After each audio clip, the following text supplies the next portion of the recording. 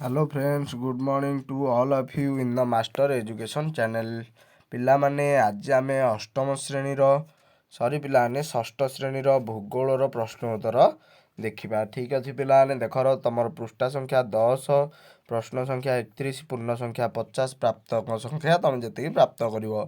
ଏଇଠି ଶିକ୍ଷାର୍ଥୀଙ୍କ ନାମ ପିଲାମାନେ ଏଇଠି ତମ ନିଜ ନାଁ ଲେଖିବ। ଏଇଠି ରୋଲ ନମ୍ବର, ବିଭାଗ, ତାରିଖ, ବିଦ୍ୟାଳୟର ନାମ, ବ୍ଲକ ଆଉ ଜିଲ୍ଲା ଏତ କମ୍ପ୍ଲିଟ୍ କରିବ ଆଗ ପିଲାମାନେ, ତାପରେ ପ୍ରଶ୍ନକୁ ଯିବା। ଠିକ୍ ଅଛି ପିଲାମାନେ, ଦେଖ ପିଲାମାନେ ତମର 1 ନମ୍ବର ପ୍ରଶ୍ନ କ'ଣ ଦେଇଛି? ନିମ୍ନୋକ୍ତ ଗ୍ରହ ମଧ୍ୟରୁ ଡ୍ୟାସ୍ ଗ୍ରହଟି ସୂର୍ଯ୍ୟଙ୍କ ଚାରିପଟେ ପୂର୍ବରୁ ପଶ୍ଚିମକୁ ପ୍ରଦକ୍ଷିଣ କରୁଛି। ଠିକ୍ ଅଛି ପିଲାମାନେ, ପୃଥିବୀ, ବୁଧ, ଶୁକ୍ର, ବୃହସ୍ପତି। ୟାର ଉତ୍ତର ତମେ ଲେଖିବ।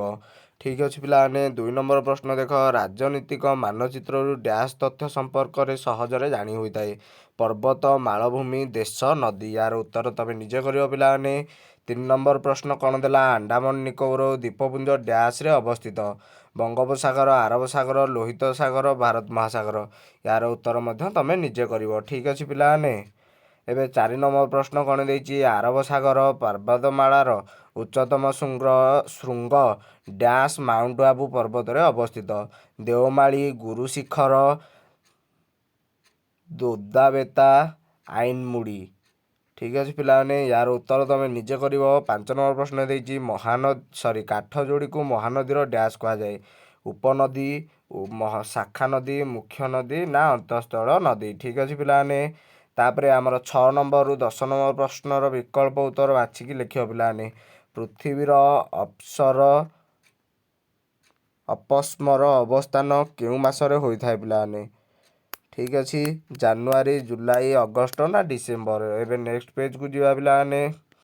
ଦେଖ ପିଲାମାନେ, ଏଇ ପେଜର ପ୍ରଶ୍ନ ଦେଇଛି ଆମର 7 ନମ୍ବର ପ୍ରଶ୍ନ ଦେଇଛି, ନିମ୍ନୋକ୍ତ ମଧ୍ୟରୁ କେଉଁ ଦେଶ ଗୁଡ଼ିକ ଉତ୍ତର ଆମେରିକାର ଦେଶ? ବ୍ରାଜିଲ ନା ଆଣ୍ଟାର୍କଟିକା, କାନାଡା ନା ଚିଲି? ଠିକ୍ ଅଛି ପିଲାମାନେ, ତାପରେ 9 ନମ୍ବର ପ୍ରଶ୍ନ କ'ଣ ଦେଲା? କେଉଁ ଜଙ୍ଗଲଟି ଏସିଆ ସିଂହର ବାସସ୍ଥଳୀ ଅଟେ? ସୁନ୍ଦରବନ, ଗିର୍, ଖସି ହିଲ୍ସ, ଜିମରବେଟ୍। ଠିକ୍ ଅଛି ପିଲାମାନେ, ତାପରେ କୋଶ୍ଚିନ୍ ଆମର କ'ଣ ଦେଇଛି ପିଲାମାନେ? ଦେଖ, ପୃଥିବୀ ତାର ଅକ୍ଷଦଣ୍ଡ ଉପରେ ପ୍ରତି 15 ଡିଗ୍ରୀ ପଥ ଘୂରିବାକୁ କେତେ ସମୟ ନିଏ? 4 ମିନିଟ୍ ନା 15 ମିନିଟ୍ ନା 30 ମିନିଟ୍ ନା 60 ମିନିଟ୍? ଠିକ୍ ଅଛି ପିଲାମାନେ, ନେକ୍ସଟ କୋଶ୍ଚିନ୍ ଦେଖ, ପୃଥିବୀର କ୍ଷୁଦ୍ରତମ ଦେଶ କେଉଁ ମହାଦେଶରେ ଅବସ୍ଥିତ? ଏସିଆ, ଆଫ୍ରିକା, ଅଷ୍ଟ୍ରେଲିଆ ନା ୟୁରୋପ? ଠିକ୍ ଅଛି ପିଲାମାନେ, 11 ନମ୍ବର ପ୍ରଶ୍ନ କ'ଣ ଦେଇଛି? ଭାରତ ଗୋଟେ ଉପଦ୍ୱୀପ, ଜାପାନ ଗୋଟେ କ'ଣ ଲେଖିବ? ତାପରେ ପିଲାମାନେ କ'ଣ ଦେଇଛି? ରୋକ୍ଉଡ୍ ଦେଇଛି ପିଲାମାନେ, ଚିରହରିତ ଅରଣ୍ୟ। ଦେବଦାରୁଟା କେଉଁ ଅରଣ୍ୟରେ ଦେଖାଯାଏ ଲେଖିବ? ଅଷ୍ଟ୍ରେଲିଆର ପିଲାମାନେ ଦେଇଛି ବାଉନ୍ସ। ଏସିଆର କ'ଣ ଲେଖିବ? ଠିକ୍ ଅଛି, ମହାବଳ ଭାଗ ଦେଇଛି ସୁନ୍ଦରବନ। ଏକଶିଙ୍ଗ ବିଶିଷ୍ଟ ଗଣ୍ଡା କେଉଁ ଦେଶର ଲେଖିବ? ଠିକ୍ ଅଛି ପିଲାମାନେ, ଏବେ ନେକ୍ସଟ କୋଶ୍ଚିନ୍ ଦେଖ ପିଲାମାନେ, ପ୍ରତ୍ୟେକ ସମ୍ଭାବ୍ୟ ଉତ୍ତର ମଧ୍ୟରୁ ଠିକ୍ ଉତ୍ତର ପାଖରେ ପାର୍ଶ୍ୱସ୍ଥ କୋଠରୀରେ ଠିକ୍ ଚିହ୍ନ ଦେବ ପିଲାମାନେ। 15 ନମ୍ବର ପ୍ରଶ୍ନ ଦେଲା, ପ୍ରଚୁର ବୃଷ୍ଟିପାତ ହେଉଥିବା ଅଞ୍ଚଳରେ ଚିରହରିତ ଅରଣ୍ୟ ଦେଖାଯାଏ, କାରଣ ସେଠାରେ ବୃକ୍ଷଗୁଡ଼ିକ ଆଦୌ ପତ୍ରଝଡ଼ା ଦିଅନ୍ତି ନାହିଁ। ବୃକ୍ଷଗୁଡ଼ିକ ବର୍ଷର ନିର୍ଦ୍ଦିଷ୍ଟ ସମୟରେ ପତ୍ରଝଡ଼ା ଦିଅନ୍ତି। ବୃକ୍ଷଗୁଡ଼ିକ ବର୍ଷର ଭିନ୍ନ ଭିନ୍ନ ସମୟରେ ପତ୍ରଝଡ଼ା ଦିଅନ୍ତି। ବୃକ୍ଷଗୁଡ଼ିକ ଘଞ୍ଚ ଓ ଝାମ୍ପୁଲା ହୋଇଥାଏ। ୟା ଭିତରୁ ଠିକ୍ ଉତ୍ତର ବାଛିକି ଲେଖିବ। ଠିକ୍ ଅଛି ପିଲାମାନେ, ଅଷ୍ଟ୍ରେଲିଆର ଲୋକେ ଗ୍ରୀଷ୍ମ ଋତୁରେ ବଡ଼ଦିନ ପାଳନ କରିଥାନ୍ତି କାହିଁକି? ଅଷ୍ଟ୍ରେଲିଆର ଲୋକେ ଗ୍ରୀଷ୍ମ ଋତୁକୁ ଭଲ ପାଆନ୍ତି। ଅଷ୍ଟ୍ରେଲିଆ ଦକ୍ଷିଣ ଗୋଲାର୍ଦ୍ଧରେ ଅବସ୍ଥିତ। ଅଷ୍ଟ୍ରେଲିଆ ଗୋଟିଏ ଋତୁ ଅନୁଭବ ହୋଇଥାଏ। ଗ୍ରୀଷ୍ମ ଋତୁରେ ଥଣ୍ଡାର ପ୍ରକୋପରେ ବାହାରକୁ ବାହାରି ହୁଏ ନାହିଁ। ଠିକ୍ ଅଛି ପିଲାମାନେ, ଶୀତ ଋତୁରେ ଥଣ୍ଡାର ପ୍ରକୋପରେ ବାହାରକୁ ବାହାରି ହୁଏ ନାହିଁ। ଏବେ ନେକ୍ସଟ କୋଶ୍ଚିନ୍କୁ ଯିବା ପିଲାମାନେ। ଦେଖ, 17 ନମ୍ବର ପ୍ରଶ୍ନ କ'ଣ ଦେଲା? ଦକ୍ଷିଣ ଆମେରିକାର ଅଧିକାଂଶ ଅଞ୍ଚଳରେ ଜଳବାୟୁ ଉଷ୍ମ, କାରଣ କ'ଣ? ମହାଦେଶର ଅଧିକ ପାହାଡ଼ ପର୍ବତ ଅଛି। ମହାଦେଶ ମଧ୍ୟ ଦେଇ ମକର କ୍ରାନ୍ତି ଯାଇଛି। ମହାଦେଶ ଦେଇ ଉଭୟ ବିଷୁବକ୍ରାନ୍ତି ଓ ମକର କ୍ରାନ୍ତି ଯାଇଛି। ମହାଦେଶରେ କମ୍ ବର୍ଷା ହୋଇଥାଏ। ଠିକ୍ ଅଛି ପିଲାମାନେ, ତାପରେ କ'ଣ ଦେଇଛି? ପ୍ରଦତ୍ତ ଭାରତର ରାଜନୈତିକ ମାନଚିତ୍ର ଦେଖି ନମ୍ବର 18ରୁ 20ର ଉତ୍ତର ଲେଖ। ଠିକ୍ ଅଛି ପିଲାମାନେ, 18 ନମ୍ବର ମାନଚିତ୍ରଟାକୁ ତୁମେ ସାଇଜରେ ଦେଖିଦେବ ପିଲାମାନେ। 18 ନମ୍ବର ପ୍ରଶ୍ନ ଦେଇଛି ଓଡ଼ିଶାର ଉତ୍ତରରେ କେଉଁ ରାଜ୍ୟ ଅଛି? ଠିକ୍ ଅଛି ପିଲାମାନେ, ଓଡ଼ିଶାର ଉତ୍ତରରେ ଦେଖ ପିଲାମାନେ, ଏଇଟା ହେଉଛି ମାନଚିତ୍ର। ଏଇପଟଟା ହେଲା ପୂର୍ବ, ଏଇପଟଟା ହେଲା ପଶ୍ଚିମ, ଉପରଟା ହେଲା ଉତ୍ତର, ତଳଟା ହେଲା ଦକ୍ଷିଣ। ଠିକ୍ ଅଛି ପିଲାମାନେ, ଏଇଟାକୁ ମନେ ରଖିବ, ସେଇ ଅନୁସାରେ ଉତ୍ତର ଦକ୍ଷିଣ ଲେଖିବ। ଠିକ୍ ଅଛି, ଏବେ ନେକ୍ସଟ କୋଶ୍ଚିନ୍କୁ ଯିବା। ପିଲାମାନେ ଆମ ପାଖକୁ ପ୍ରଶ୍ନ ଠିକ୍ରେ ଆସିନାହିଁ, କିନ୍ତୁ 19ଠୁ 23 ନମ୍ବର ପ୍ରଶ୍ନ ପର୍ଯ୍ୟନ୍ତ ସେ ଆମକୁ ଡାକି ଦେଇଛନ୍ତି। ପ୍ରଶ୍ନର ଫଟୋଟି ଭଲ ଆସିନଥିଲା, ତେଣୁ ମୁଁ ନିଜେ ପ୍ରଶ୍ନଟି ଲେଖିଦେଇଛି ତୁମମାନଙ୍କୁ ପ୍ରଶ୍ନ ଭିଜିବୁଲ୍ ହେବନି ବୋଲି। ଠିକ୍ ଅଛି ପିଲାମାନେ, ଦେଖ ପ୍ରଶ୍ନ କ'ଣ ଦେଇଛି। 19 ନମ୍ବର ପ୍ରଶ୍ନ ଦେଲା ଆରବ ସାଗର କେଉଁ ଦିଗରେ ଅଛି? ଠିକ୍ ଅଛି ପିଲାମାନେ, ତାକୁ ଲେଖିବ।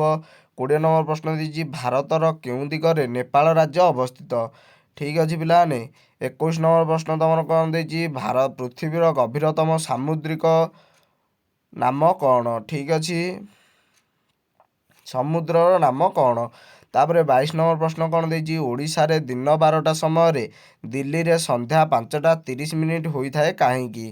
ଠିକ୍ ଅଛି ପିଲାମାନେ। ତାପରେ ତମର 23 ନମ୍ବର ପ୍ରଶ୍ନ କ'ଣ ଦେଇଛି, ଭୌଗୋଳିକ କାରଣ ଦର୍ଶାଇବ। ମେରୁଠାରେ ପୃଥିବୀର ଆବର୍ତ୍ତନ ବେଗ 0 ଅଟେ, ତାର ଭୌଗୋଳିକ କାରଣ କ'ଣ ଦର୍ଶାଇବ ପିଲାମାନେ। 2 ମାର୍କିଆ ପ୍ରଶ୍ନ। ଏବେ ନେକ୍ସଟ କୋଶ୍ଚିନ୍କୁ ଯିବା।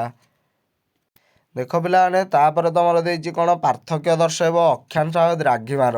ଠିକ୍ ଅଛି, ତାପରେ କୋଶ୍ଚିନ୍ କ'ଣ ଦେଇଛି, ପ୍ରାକୃତିକ ମାନଚିତ୍ର ଆଉ ରାଜନୈତିକ ମାନଚିତ୍ରର ପାର୍ଥକ୍ୟ ଦର୍ଶାଇବ।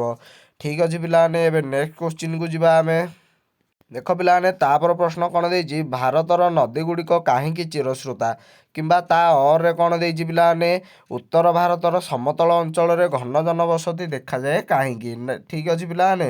29 ନମ୍ବର ପ୍ରଶ୍ନ କ'ଣ ଦେଇଛି, ଯଦି ତୁମେ ପର୍ବତ ଆରୋହଣ କରିବ ତେବେ ତୁମ ସହିତ ଅମ୍ଳଜାନପୂର୍ଣ୍ଣ ଥଳି ନେବା ଆବଶ୍ୟକ କାହିଁକି? କିମ୍ବା ତା ଅରେ ଦେଇଛି, ଯଦି ଆସନ୍ତା ବର୍ଷ ମୌସୁମୀ ବାୟୁ ଦୁର୍ବଳ ହୋଇଯିବ କିମ୍ବା ବିଳମ୍ବରେ ପହଞ୍ଚିବ ତେବେ ତାହା ଜନଜୀବନକୁ କିପରି ପ୍ରଭାବିତ କରିବ? ଏରା ଲଙ୍ଗ ଟାଇପ୍ ପିଲାମାନେ, 4 ମାର୍କିଆ, ତମେ ଲେଖିବ।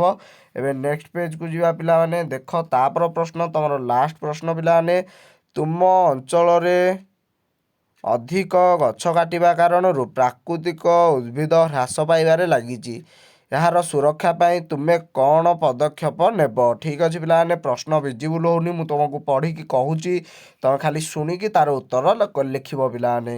ତାପରେ ତା ଅରେ ଦେଇଛି, ତୁମ ଅଞ୍ଚଳରେ ବନ୍ୟପ୍ରାଣୀମାନଙ୍କୁ ଶିକାର କରାଯାଉଛି, ସେମାନଙ୍କ ସୁରକ୍ଷା ପାଇଁ ତୁମେମାନେ କେଉଁ ସବୁ ପଦକ୍ଷେପ ନେବ? ଠିକ୍ ଅଛି ପିଲାମାନେ, ଭିଡ଼ିଓକୁ ଲାଇକ୍, କମେଣ୍ଟ ଆଉ ସବସ୍କ୍ରାଇବ୍ କର। ମୁଁ ଏହାଦ୍ୱାରା ତୁମମାନଙ୍କୁ ସବୁ ଶ୍ରେଣୀର ବାର୍ଷିକ ପରୀକ୍ଷାର ପ୍ରଶ୍ନ ଉତ୍ତର ଦେବି। ଠିକ୍ ଅଛି ପିଲାମାନେ, ରଖୁଛି, ବାଏ ବାଏ। 100% ଗ୍ୟାରେଣ୍ଟେଡ଼ ପିଲାମାନେ ନିଶ୍ଚୟ ଭାବରେ ପଢ଼ି